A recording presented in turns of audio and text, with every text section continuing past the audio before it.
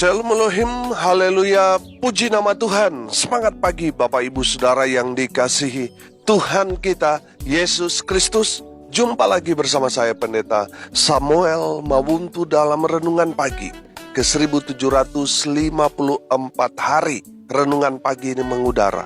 Puji Tuhan. Bapak Ibu Saudara yang dikasihi Tuhan, sebelum kita mengawali segala aktivitas kita di pagi hari ini, mari kita buka hari ini bersama Tuhan dengan mendengarkan firman Tuhan. Sebelum kita membaca, mendengarkan, dan merenungkan firman Tuhan hari ini, mari kita berdoa, minta pimpinan Roh Kudus. Kita berdoa. Bapa di surga, berbicaralah kepada kami semua.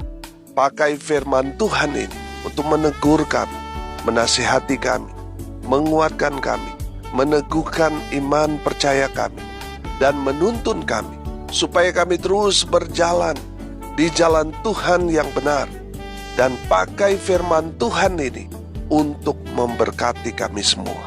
Di dalam nama Tuhan Yesus yang adalah firman Allah yang hidup, kami berdoa. Amin. Haleluya. Bapak Ibu Saudara yang dikasihi Tuhan, kita masih bicara tentang kebangkitan Tuhan Yesus. Mari buka Alkitab kita dalam Injil Lukas pasal 24 ayat 1 sampai ayat 12. Di bawah perikop kebangkitan Yesus. Demikian firman Tuhan. Tetapi pagi-pagi benar, pada hari pertama minggu itu, mereka pergi ke kubur, membawa rempah-rempah yang telah disediakan mereka. Mereka mendapati batu sudah terguling dari kubur itu. Dan setelah masuk, mereka tidak menemukan mayat Tuhan Yesus. Sementara mereka berdiri termangu-mangu karena hal itu, tiba-tiba ada dua orang berdiri dekat mereka, memakai pakaian yang berkilau-kilauan. Mereka sangat ketakutan dan menundukkan kepala. Tetapi kedua orang itu berkata kepada mereka, "Mengapa kamu mencari Dia yang hidup di antara orang mati? Ia tidak ada di sini. Ia telah bangkit.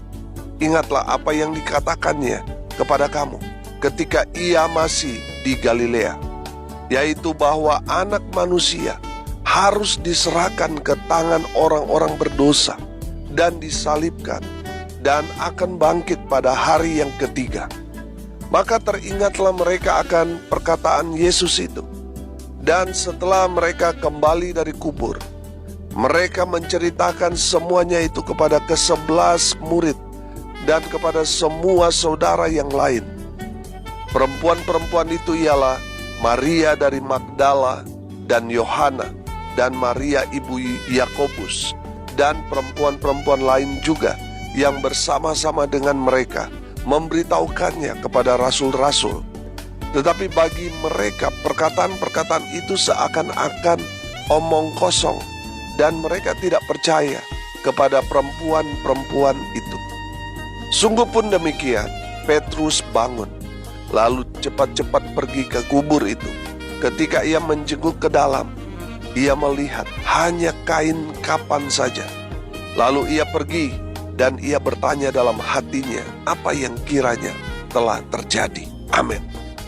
Bapak Ibu Saudara yang dikasihi Tuhan, kebangkitan Tuhan Yesus adalah pembuktian apakah Yesus itu Tuhan atau bukan, ataukah dia hanya pembohong besar. Pembuktiannya, dia harus bangkit dari kematian. Amin. Haleluya. Bagi manusia, kematian adalah satu hal yang menakutkan. Banyak nabi-nabi atau tokoh-tokoh agama meninggal selama-lamanya. Kubur mereka sampai sekarang masih ada, terjaga dan disiarai oleh pengikut mereka. Jadi bagi para murid dan orang-orang yang mengikut Tuhan Yesus, kematian adalah akhir segalanya. Orang kalau sudah mati, sudah selesai ceritanya. Makanya mereka tidak percaya kalau Yesus bangkit dari antara orang mati. Fakta membuktikan bahwa hanya satu kubur yang kosong. Kubur siapa? Kubur Tuhan Yesus. Amin. Kenapa kosong? Karena Tuhan Yesus sudah bangkit. Amin. Dia membuktikan apa yang dia katakan itu benar adanya. Mesias harus menderita, mati, dan bangkit pada hari yang ketiga. Haleluya. Bapak Ibu Saudara yang dikasihi Tuhan, apa yang Tuhan Yesus katakan, memberitahukan kepada muridnya bagaimana dia akan mati, tapi pada hari yang ketiga dia akan bangkit, saudara. Semua tergenapi. Amin. Artinya apa? Tuhan Yesus dapat dipercaya. Haleluya. Karena semua yang Tuhan Yesus katakan, semuanya digenapi. Terjadi. Amin. Haleluya. Bapak Ibu Saudara yang diberkati Tuhan, dengar baik. Tuhan Yesus telah bangkit dari kematian. Dia menang atas maut. Demikian juga kita yang percaya akan bangkit dan hidup yang kekal bersama dengan Tuhan Yesus Kristus. Haleluya. Kita yang percaya kepada Tuhan Yesus, kita akan hidup kekal abadi selamanya bersama dengan Tuhan Yesus di surga yang kekal. Haleluya. Saudara yang dikasihi Tuhan, coba saudara buka di dalam 1 Korintus 15 ayat 12 sampai ayat 34 di sana. Bicara tentang kebangkitan kita. Nanti saudara baca sendiri ya. Dari kebenaran firman Tuhan ini, kita semua diteguhkan bahwa kebangkitan Tuhan Yesus dari maut itu yang sulung, yang pertama kali terjadi. Dan kita yang percaya kepada Kristus Yesus Tuhan, kita juga akan mengalami hal yang sama. Kita akan hidup walaupun kita sudah mati. Kita akan dibangkitkan dari kematian. Dan kita yang percaya kepada Tuhan Yesus, kita akan menerima kehidupan kekal selama-lamanya. Haleluya. Saudara yang dikasihi Tuhan, di dalam 1 Korintus tadi, di pasal 15 ayat 12 sampai ayat 34, saudara, perhatikan ayat 16 sampai ayat 19, di sana dikatakan begini. Sebab jika benar orang mati tidak dibangkitkan, maka Kristus juga tidak dibangkitkan. Dan jika Kristus tidak dibangkitkan, maka sia-sialah kepercayaan kamu, dan kamu masih hidup dalam dosamu. Demikianlah binasa juga orang-orang yang mati dalam Kristus. Jikalau kita hanya dalam hidup ini saja menaruh pengharapan pada Kristus, maka kita adalah orang-orang yang paling malang dari segala manusia. Saudara yang dikasihi Tuhan, saudara perhatikan, lihat. Kalau Kristus tidak dibangkitkan, kita orang paling malang di dunia ini. Karena kita akan binasa sama seperti dengan orang-orang yang tidak mengenal Tuhan, yang hidup dalam dosa. Sama-sama kita akan mati binasa. Mati semua, masuk neraka, saudara. Kenapa? Karena Tuhan Yesus ternyata tidak bangkit. Kalau itu yang terjadi. Tetapi yang benar ialah ayat 20. Tetapi yang benar ialah bahwa Kristus telah dibangkitkan dari antara orang mati sebagai yang sulung dari orang-orang yang telah meninggal. Haleluya. Kristus telah bangkit. Dia menang atas maut. Dia raja di atas segala raja. Raja yang kekal, yang memiliki kuasa, berkuasa atas maut. Haleluya. Ayat 30 sampai 34 berkata begini. Dan kami juga, mengapakah kami setiap saat membawa diri kami ke dalam bahaya? Saudara-saudara, tiap-tiap hari aku berhadapan dengan maut. Demi kebanggaanku akan kamu dalam Kristus Yesus Tuhan kita. Aku katakan bahwa hal ini benar. Kalau hanya berdasarkan pertimbangan-pertimbangan manusia saja, aku telah berjuang melawan binatang buas di Efesus. Apakah gunanya hal itu bagiku? Jika orang mati tidak dibangkitkan, maka marilah kita makan dan minum, sebab besok kita mati. Janganlah kamu sesat.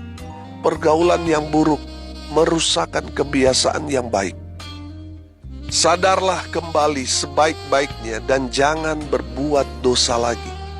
Ada di antara kamu yang tidak mengenal Allah. Hal ini kukatakan supaya kamu merasa malu. Amin.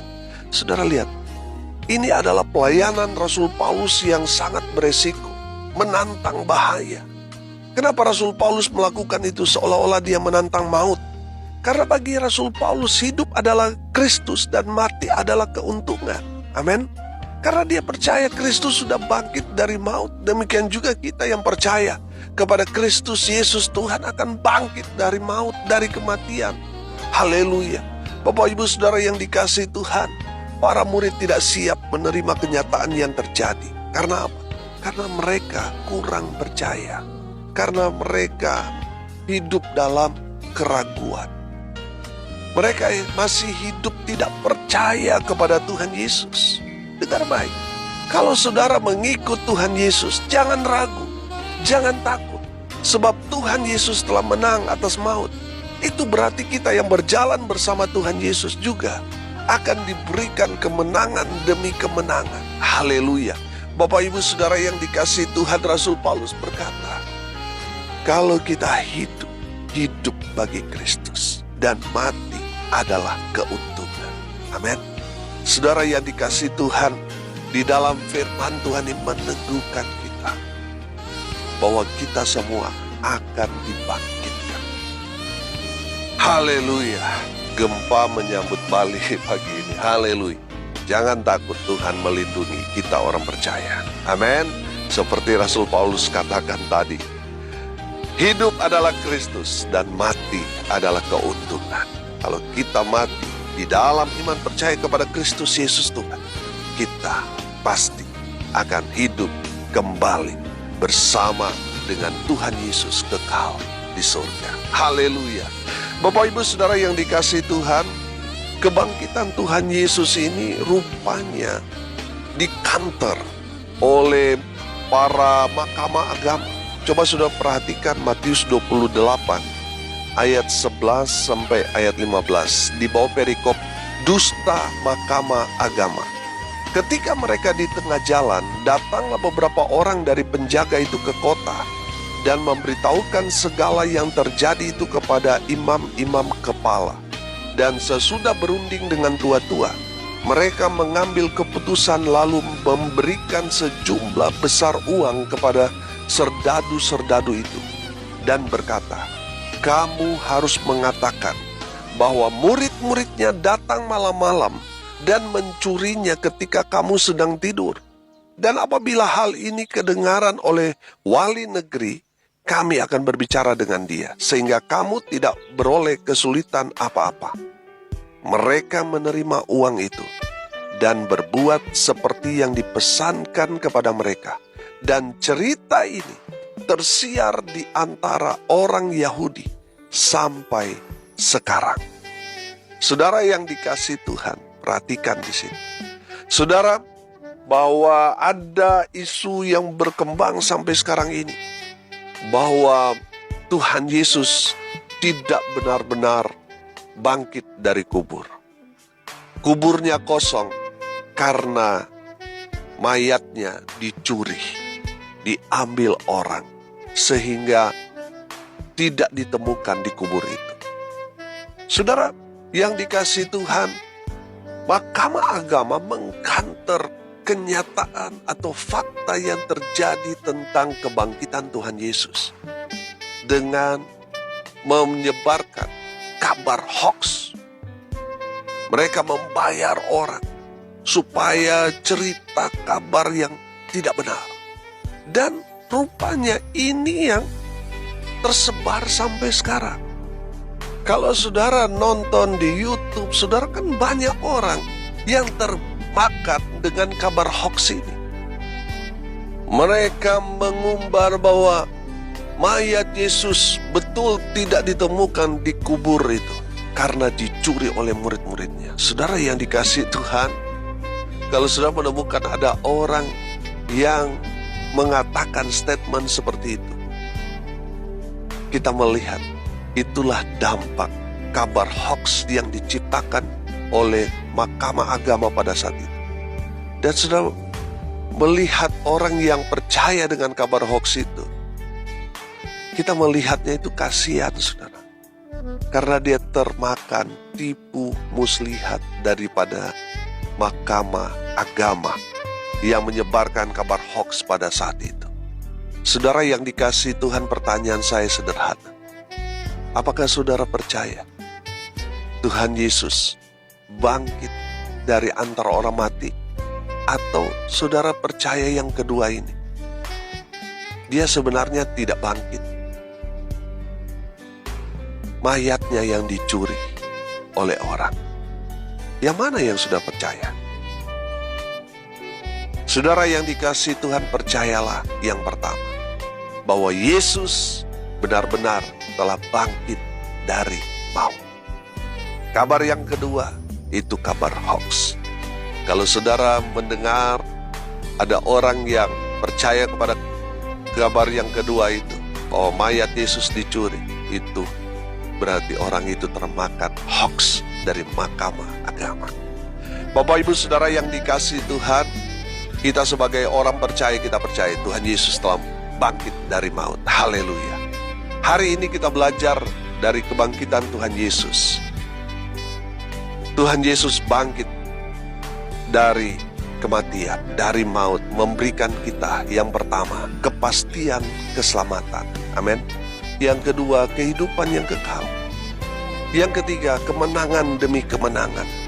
Yang keempat, pengharapan.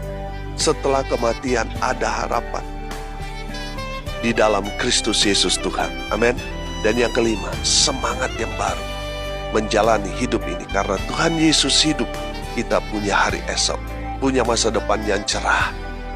Haleluya. Mari kita berdoa. Terima kasih Bapa di surga, meneguhkan, menguatkan kami orang-orang percaya bahwa Yesus Kristus Tuhan benar-benar bangkit dari maut, kematian, hidup dan naik ke surga, menyediakan tempat buat kami orang-orang percaya. Terima kasih Tuhan, dengan kematian-Mu di atas kayu salib membayar semua dosa-dosa kami. Pada hari yang ketiga Engkau bangkit, memberikan kepada kami kepastian keselamatan, memberikan kepada kami kehidupan kekal, kemenangan demi kemenangan, pengharapan baru, dan semangat dalam menjalani kehidupan yang baru. Hamba berdoa, berkati semua pendengar dimanapun mereka berada. Biarlah firman Tuhan ini meneguhkan, menguatkan iman mereka. Mereka yang sakit Tuhan sembuhkan, mereka yang lemah Tuhan kuatkan. Tuhan hibur mereka yang saat ini sedang berduka cita. Mereka yang hari ini berulang tahun, Tuhan Yesus memberkati dengan umur panjang. Kesehatan, kekuatan dari Tuhan menyertai hidup mereka. Hamba berdoa biarlah berkat surga turun memenuhi semua pendengar. Bapak Ibu Saudara yang dikasihi Tuhan, arahkanlah hatimu dan terimalah berkat dari Tuhan Yesus. Tuhan memberkati engkau dan melindungi engkau. Tuhan menyinari engkau dengan wajah-Nya dan memberi engkau kasih karunia. Tuhan menghadapkan wajah-Nya kepadamu dan memberi engkau damai sejahtera. Di dalam nama Tuhan Yesus sumber segala berkat. Bapak Ibu Saudara yang percaya, diberkati Tuhan, katakan amin. Puji Tuhan. Bapak Ibu Saudara yang dikasihi Tuhan, kalau saudara merasa diberkati melalui renungan pagi ini, bagikan juga kepada saudara-saudara yang lain, agar mereka juga diberkati. Karena untuk itulah kita dipanggil untuk jadi berkat. Kalau saudara mau konseling, mau sharing, mau didoakan, saudara bisa japri WA saya di 081 337 491 360. Saya bersama hamba Tuhan akan berdoa buat saudara. Salam kasih dari Bali, saya Pendeta Samuel Mawuntu. Sampai jumpa besok pagi. Tuhan Yesus memberkati kita semua. Haleluya.